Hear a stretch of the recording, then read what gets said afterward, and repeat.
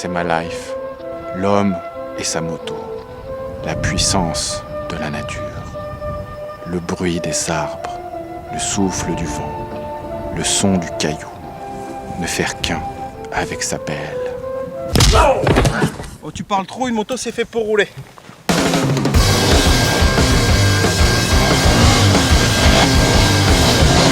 Julien Perret n'a pas de chemise à carreaux. Et on s'en tape, car guidon en main, ce jeune trialiste est loin d'être un manchot.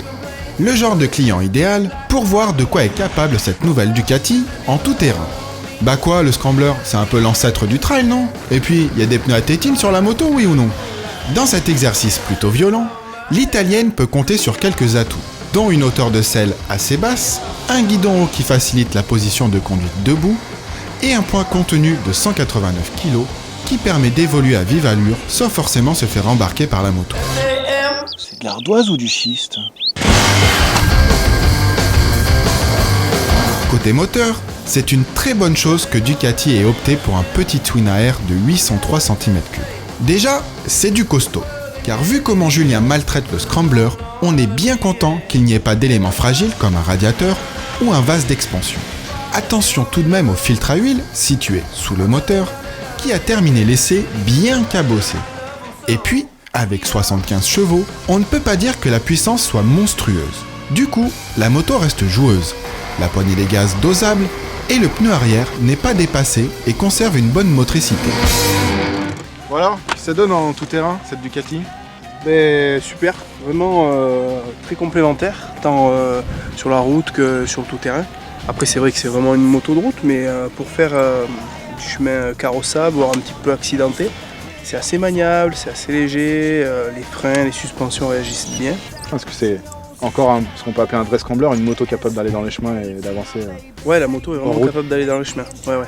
Tant que ça reste franchissable, carrossable, pas trop accidenté, ça reste vraiment une bonne moto, je pense. Ouais. Le petit point faible de la moto, c'est la garde au sol. On a tendance à toucher un petit peu dans les chemins. Et c'est un petit peu dommage, sinon ce serait vraiment bien. Putain, mais enlève cette barbe, t'es ridicule. Allez, va rouler.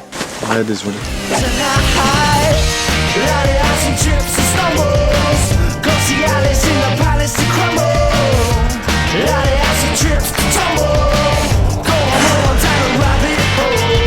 On a fini par écouter Julien, et on est allé rouler.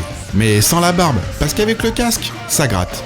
Le Scrambler est sans aucun doute la Ducati la plus accessible. On enjambe l'engin comme si c'était une grosse mobilette, et en moins de 10 km, on a pris ses marques. Le levier d'embrayage est souple. La maniabilité évidente de l'italienne pourrait en faire une machine de moto-école. Et les suspensions, plutôt soft, se révèlent confortables tout en proposant une tenue de route très correcte. À ce chapitre, les Pirelli MT60 n'offrent pas un très grand retour d'information au pilote. Reste qu'en termes de grip, ça tient. Et au fur et à mesure que les virages s'enchaînent, on s'amuse à balancer la Ducati avec de plus en plus de confiance. Du coup, on roule vraiment l'esprit tranquille.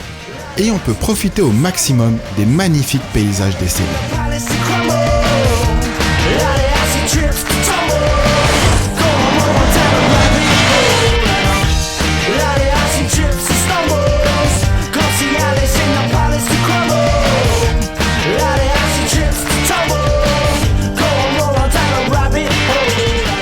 Et bien avec le scrambler, c'est que ça plaît pas que aux bobos, ça plaît aux bourrins aussi.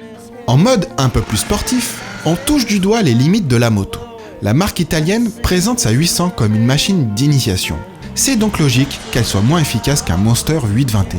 Mais bien plus que les performances pures, qui permettent déjà de rouler avec un bon rythme, on reste un peu sur notre faim concernant le caractère de l'engin. Le Scrambler vibre très peu, fait un bruit plutôt discret, et le moteur offre des accélérations assez linéaires, avec une courbe de couple plate qui culmine à 7 mètres kg autour des 5900 tours minute.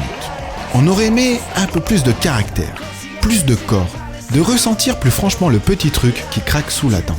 En somme, on aurait apprécié que cette nouvelle Ducati soit un peu plus une vraie Ducati.